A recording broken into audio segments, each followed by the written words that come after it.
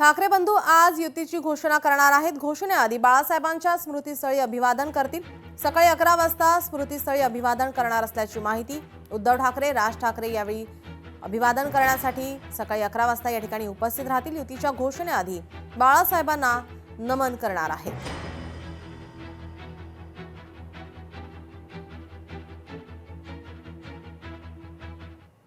ठाकरे बंधू युतीची घोषणा करताच पुण्यामध्ये जल्लोष होणार आहे। मनसे आणि शिवसेनेकडून एकत्र या ठिकाणी जल्लोष करण्यात येणार आहे। अलका चौकामध्ये दोन्ही पक्षाच्या कार्यकर्त्यांकडून आनंदोत्सव साजरा करण्यात येणार आहे।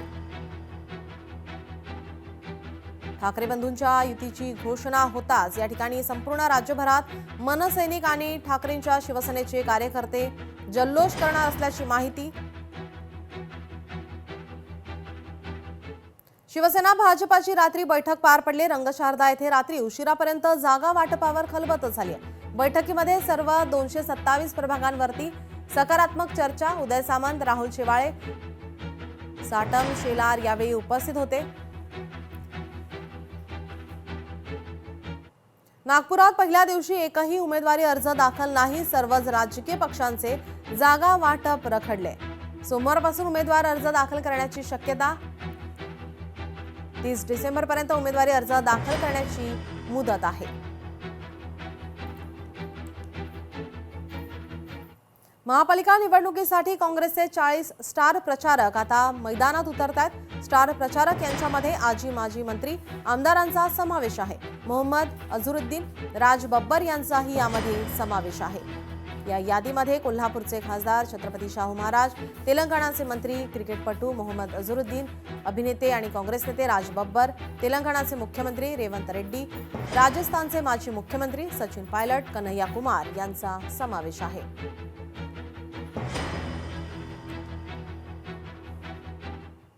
छत्रपती संभाजीनगरमध्ये आता नवं समीकरण दिसणार आहे। ठाकरेंची शिवसेना आणि वंचितच्या युतीचे संकेत या ठिकाणी देण्यात आले। काँग्रेस, वंचित आणि ठाकरेंच्या सेनेचा 18 प्रभागांमध्ये एकमत। उर्वरित 11 प्रभागांसाठी चर्चा सुरू आहे।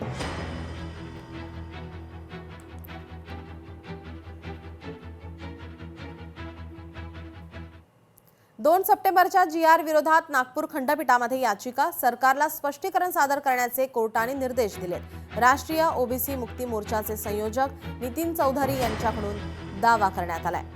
GR आणि परिपत्रकाच्या माध्यमातून मराठा समाजाला थेट ओबीसीत प्रवेश देण्याचा आरोप आहे। उच्च न्यायालयाच्या नागपूर खंडपीठामध्ये राष्ट्रीय ओबीसी मुक्ती मोर्चातर्फे 2 सप्टेंबर 2025 चा आणि त्यासोबतच 25 जानेवारी 24 चा कुणबीकरण आणि त्याच्या माध्यमातून ओबीसी करण्याच्या संबंधाचा जो GR होता त्यांना आम्ही आव्हान दिलं होतं आणि त्या याचिकेवर आज सुनावणी झाली। माननीय जवळकर साहेब आणि चांदवानी साहेबांच्या युगल बेंचमध्ये ही सुनावणी झाली। या सुनावणीमध्ये आमचं म्हणणं होतं की ही जी काही सरकारने परिपत्रक काढलेलं आहे हे परिपत्रक संपूर्णपणे जी काही प्राप्त आणि याच्या पूर्वीची जी वैध प्रक्रिया होती त्या वैध प्रक्रियेचं उल्लंघन आहे।